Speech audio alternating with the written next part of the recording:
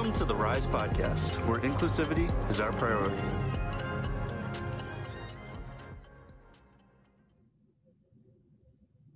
Hello, everybody. Welcome back to the RIISE podcast. My name is Sean English, and I'm very, very, very excited for today's episode. Today, my guest is Nate Riech. He is a Canadian para-athlete for track and field. If you want to just wave to the people watching right now, you can give them a little wave. Hey, thank you so much for having me. Of course, yeah, I'm really excited. It's going to be a really cool episode, mainly because Nate is really cool. He is 26. He actually holds a world record in the 1500, 1800, and 5K for first classification, He'll be competing in Tokyo in a few weeks, and he'll be competing in the Paralympic Games, and that is a result from a golf ball injury when he was 10 that we'll talk about a little bit later. Some really cool things about him and his family is he comes from a family of very athletic people, and his dad threw javelin in the 96 Olympics. His mom was a pole vaulter in 2002 Commonwealth Games.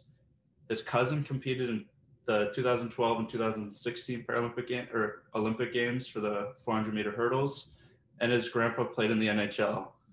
For the viewers that know me, I'm a Detroit fan, and his grandpa played for the Bruins, the Blackhawks, two of our rivals, but he also played for another team. So we're going to talk about all this fun stuff that I kind of just introduced real quickly, and it's going to be another fun episode, so I'm very excited. So Nate, if you want to just fill in a few of the dots and tell me a little bit about yourself, and then we'll get into your story and your progression going into being a Paralympic athlete.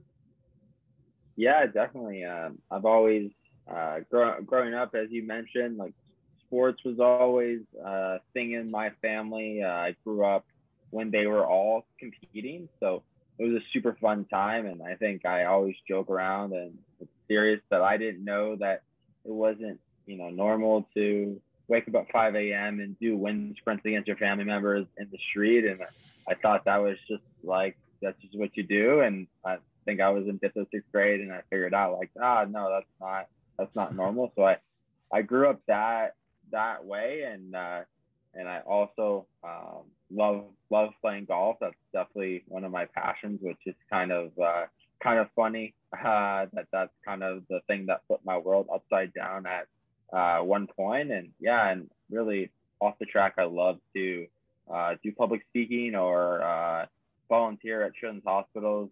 I feel like understanding what that's like, and it's not a fun time to be in the hospital when you're like that. And so I just hope that my story can connect with one person and help them what they're going through. Yeah, I love that. And just the fact that you can go and really be this mentor to kids is just incredible. It's everyone needs that one person in their life or that group of people to say like, hey, this is normal, or hey, we can keep going, or you just got to keep pushing through it and stuff like that. And coming from a recent injury about 15 years ago, and something that you grew up being without this new experience in your life, I could say. Talk to me about that progression going from a 9-year-old with no disability to a 10-year-old that is now kind of trying to learn and trying to find your new path. Yeah, absolutely. I mean, growing up, my stepdad played professional baseball, went to the College World Series for USC Trojans out in SoCal. And so I grew up loving baseball. Grew up in Arizona. D-backs won the World Series in 2001. And so I love baseball so much. And that was kind of my sport. And it came really naturally to me with my biological father being a javelin thrower and my stepdad being, one of the best pitchers in the NCAA system when he was in college being a pitcher. So it was, it seemed like it flowed pretty well. And when I got hit and ended up getting paralyzed, it was a tough time for me for sure. In the part that I got hit head, it controlled the whole right side of my body and also a lot of my speech. And so I stuttered really badly. And I'm always hesitant to throw the word bullying around, but I was made fun of a lot for my stutter. And that was something that still is an insecurity of mine. And so, yeah, I think those hard times, really make you learn. And I used to drop stuff at lunch all the time because my right hand doesn't work that well. And so, yeah, I feel like there was definitely a hard time. But as I look back on my injury, it's definitely the best thing that's ever happened to me, because I've learned so many valuable lessons. And I feel like there's no better lesson than learning how to work hard, and really lean through adversity. Those are probably the two things that I've always been so thankful for. And I've met so many amazing people. Like, I wouldn't be sitting here chatting with you if it wasn't for my injury, and I wouldn't have go on some pretty amazing trips or go to Tokyo. So yeah, I'm really happy it happened, but it wasn't all sunshines and rainbows, that's for sure. And it's very interesting that you say that, because I feel like most people in the situations that we're in, where we have to overcome something that not many people have to overcome, they say it's their best attribute or the best thing that's ever happened to them. And it's just interesting to think that way, when most people will classify it as a disability, and the positive people and like the optimistic people are actually classifying it as something that influences my life in a positive way. Because the word disability has such a negative connotation behind it. But when a lot of people like us think about it, we think about it as a positive. So if you want to talk to me about like that natural stigma behind the word disability, and how we actually view it as maybe something other than that.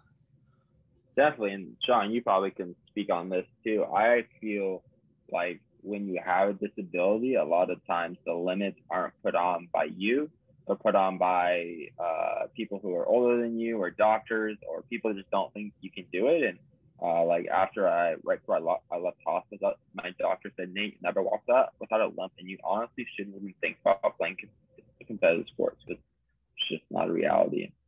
Anyone who knows me knows I'm fiery, and that's just kind of who I am. And so it was almost like a figurative middle finger for me to be like, I'm gonna go run.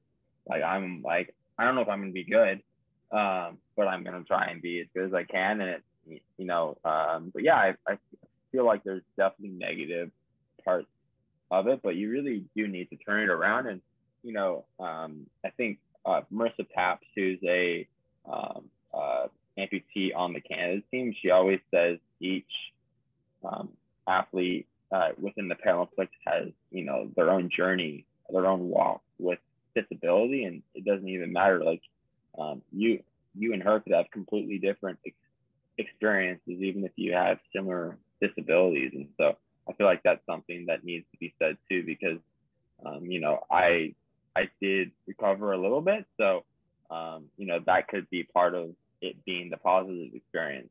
So I feel like my answer isn't how everyone will go through it.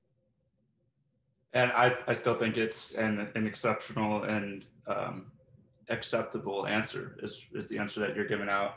And I like that you say that every single athlete has their own journey, because I think that's the best thing about parasports is you could have a lineup at the line for a 100-meter dash, and everyone could have the same classification, but a completely different background, completely different story, and a completely different reason why they're running. And I think that comes apart in some other sports where, and maybe even the Olympics that we saw a few weeks ago, maybe everyone there has a story, but I just think the stories that you hear in parasports are just so much more like heartwarming. And it's just so cool to see all these, like you said, completely unique runners competing against each other. And that's some of the part I love about the Paralympics. And I'd love to see the next future of the Paralympics as well. I think a lot about sports and different classifications is there's room for improvement when it comes to more sports and more opportunities for other athletes. And I know every classification is different with distances and races, but you and I, before we clicked record today, we were talking about the 800 meter not being in your classification. Are there any other races that you would like to see, or do you think it's okay that the classifications have a certain amount of races, or would you like to see just the more merrier? Yeah, I mean, I feel like I know it's hard because there's so many different classifications, and you only have a certain allotted times for these championships. I would love to see a mixed 4x4, like a mixed male, mixed female, like with different disabilities. I just feel like they had the 4x1, but I feel like the 400, there's just more. Like you can pull some 8 and 15 runners down. You can pull a 1 or a 2. You can throw a long jumper, a high jumper, kind of like Grant Holloway, who ran the 4x4 in college for University of Florida. So you can kind of pick and pull all of these different things, which is really, really cool. Hold on, sorry. Okay. Sorry, someone was FaceTiming me. Yeah, so yeah, I think hold on. You might want to ask that question again. Oh, you're good. I can fill in. Sorry, I got for those of you who don't know, I am interviewing someone that is leaving for Tokyo tomorrow. So as you can expect, he's very, very busy, and I'm catching him at basically the last minute possible. So again, I just want to thank him for giving me the time, and I'm going to ask the question again and give him some time to come on back, and then we'll just keep rolling with it. So like I was asking the question, I was asking if Paralympic sports should be added or for every classification. I look at steeplechase as such a cool event, and I would love to see that in the Paralympics, because I think it can bring so much unique talent to the table, as well as a completely different race that I don't think the Paralympics have seen. And like you were saying, like a mixed 4x4 would be pretty cool. I think a distance medley, maybe mixed, or when it comes to male female athletes, or when it comes to just different classifications. So I think there's a lot of room for improvement, but I think the Paralympics are just so exciting to watch, and I'm looking forward to the unprecedented coverage that NBC has announced, that you can turn on a TV and watch the Paralympics, and you haven't really been able to do that a lot in years prior. So I'm really excited for that. So let me see. I have one more, or a few more questions, obviously. So we talked about sports and specifically events when it comes to track. Let's say tomorrow track just doesn't exist. You just wake up in a world that track and field does not exist, and you had to compete in the Paralympics in something. What are you going for your number 2 sport? Or maybe one day, if you retire from track and field and you're like, you know what, I'm going to give wheelchair ball a try, or let me try seated volleyball. That looks kind of fun. So do you have an answer, or? Man, I would feel bad for any team that got me, especially in like a team sport. I definitely really like wheelchair basketball. Like, I don't know if I would actually qualify for it with my disability. I don't know what those parameters are, but wheelchair basketball seems really cool. So I'd probably have to go with that. I like playing volleyball, but I am not good at all. So that could be pretty funny. So I would probably say those are the 2 answers I go with. Okay. Yeah, I actually I like wheelchair basketball as well, and I like seated volleyball too.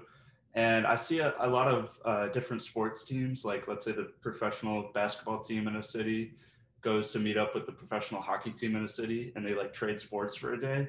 I'd love to see different national teams do that for the Paralympics this year, because I feel like if you could be a very, very good wheelchair ball player, but not a very good seated volleyball player. And I'd love to see the difference between the two, or maybe a sprinter or a distance runner meeting in the middle and trying to go out for an 800. That'd be pretty cool. But I'm just really excited to see the future of Paralympics and where we can go. But I'm also really excited about the present. I don't want that to be overlooked. Me talking about the future and how exciting it could be. I think the Paralympic movement and just everything involved have come so far, and I'm really excited for you guys, these athletes, and all the people that have really stuck their neck out for the Paralympic committee, and it's really nice seeing the commercials that are saying this is sponsored by the Olympic and Paralympic community instead of just committee. So I'm really excited to see the future changes, but I'm also really happy with the work that we've done so far as a community. And that's the whole point of this podcast, is to just expose the community to people that may may have never heard of them or the different sports. So that's kind of the only reason why we're talking today. And I think we're doing a pretty good job.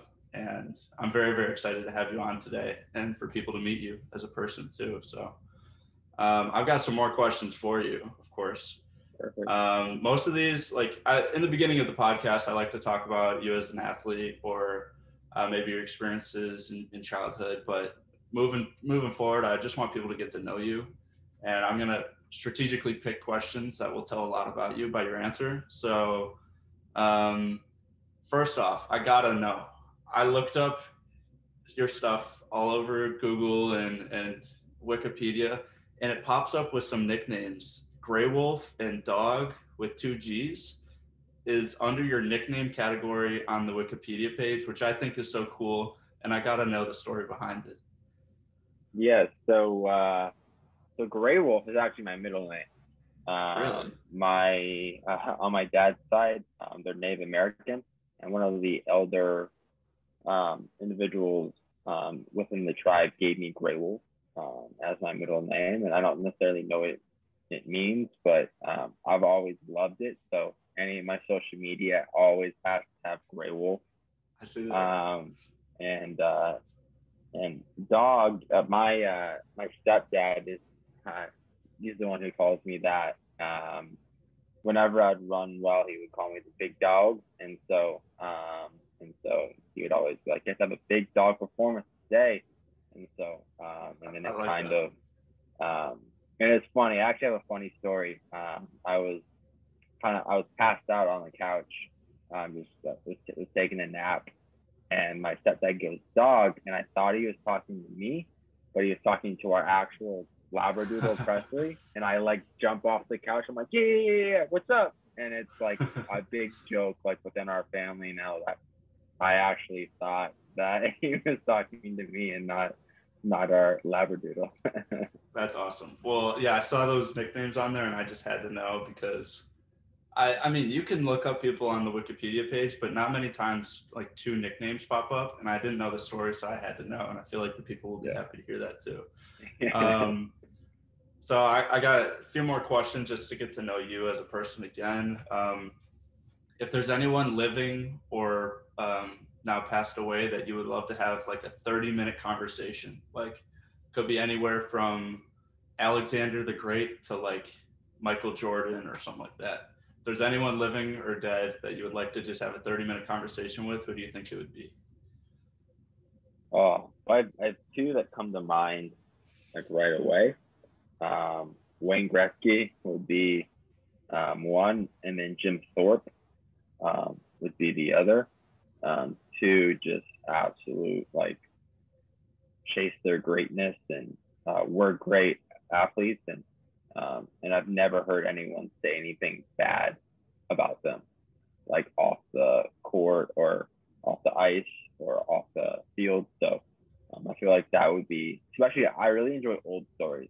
Like I really enjoy when my grandpa tells stories about the good old days when he played with Wayne or played with Bobby Orr. So I would really like to hear some of those old stories. Yeah, and I feel like it's so much different back in the day than it is today, that the stories will be more entertaining, or it will just be mind-blowing that these stories even exist. And I definitely agree with you. If I had to pick someone, it would definitely be someone that is either like really, really up there in age or someone that has now passed away. I don't think I would want like a current athlete just because like I can kind of see that stuff, but I would actually choose Bill Russell.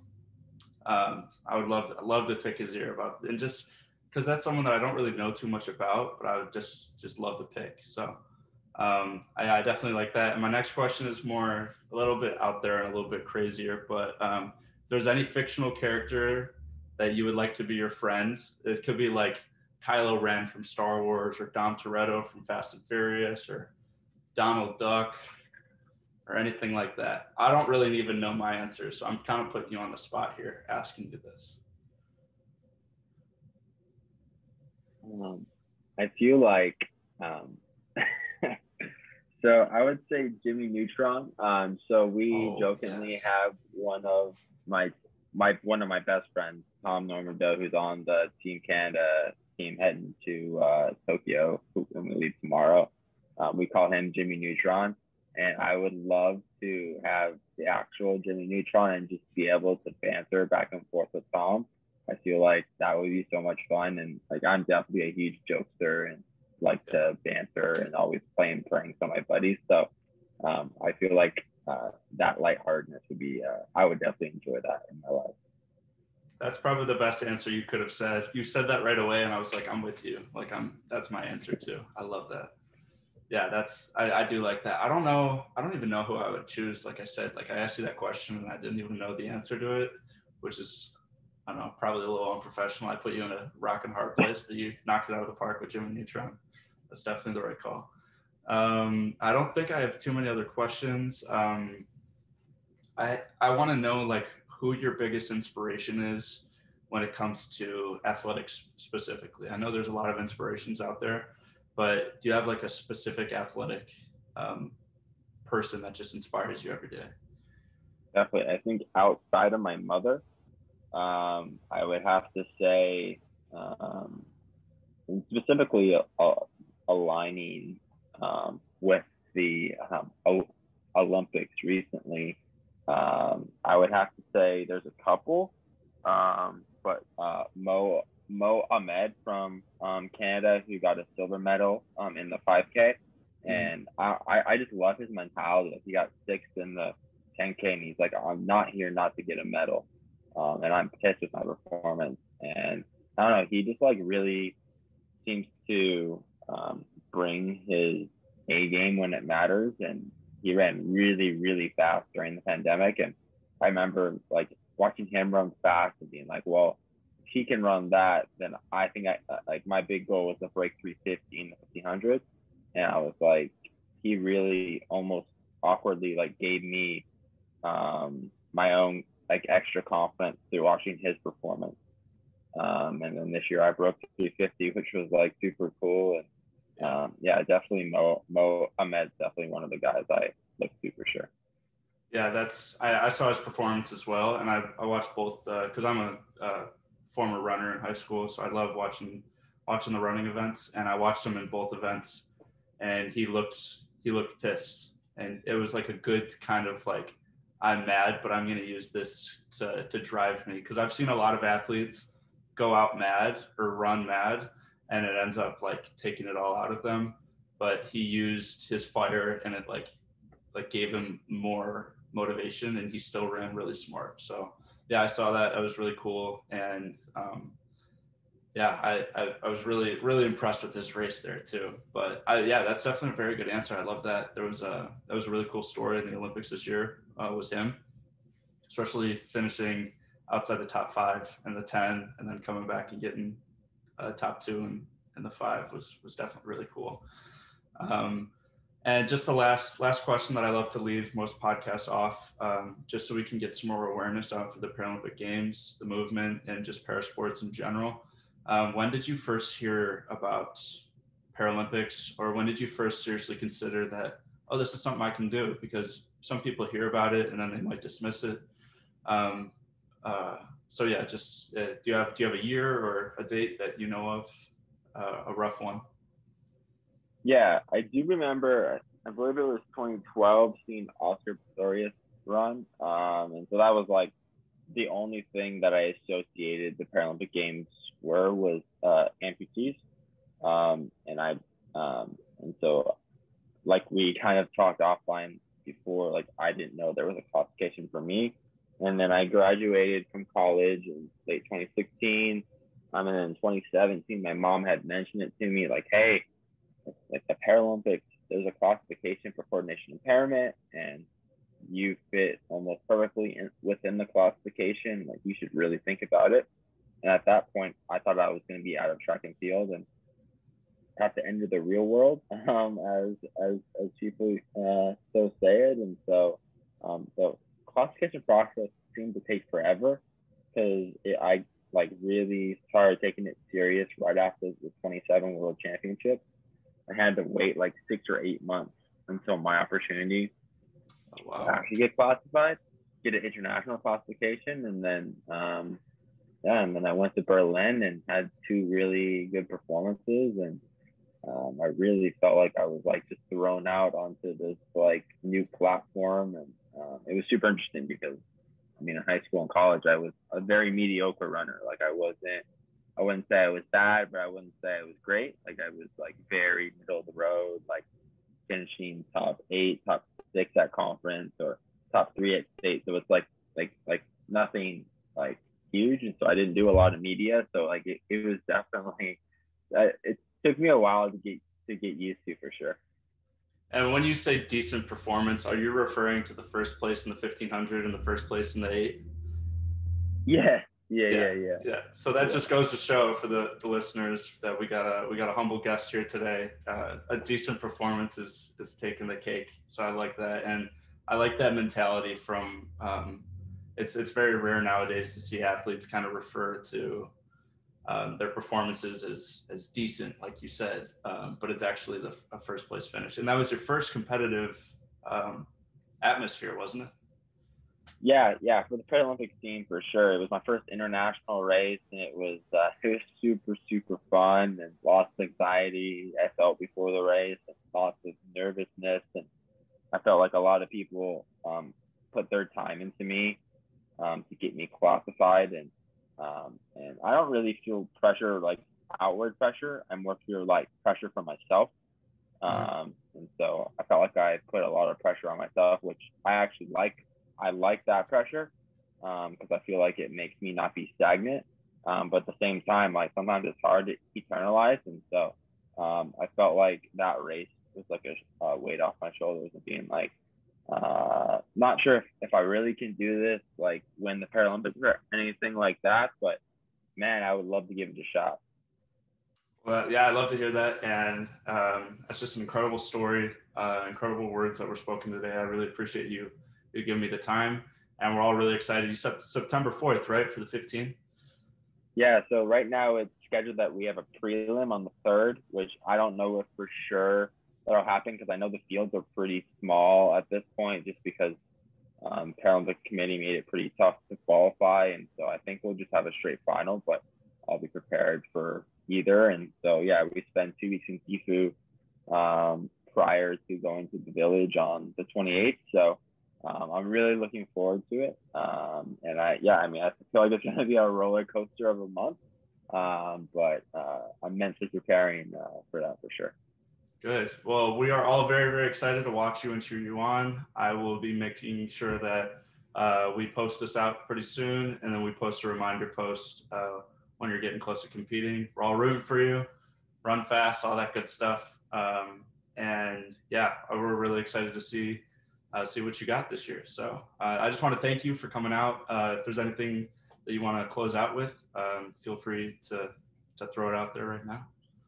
Awesome, Sean. Thanks so much for having me. If anyone wants to chat, I'll have a lot of free time. So if anyone wants to send me a DM on Instagram at Nate Riech, just send me a DM. I'm always kind of around, and I'm pretty chill. So if you have any questions, or if there's something you want me to show on my story while I'm at the games or when I'm traveling over there, just hit me up, and I'll try to do my best to deliver it.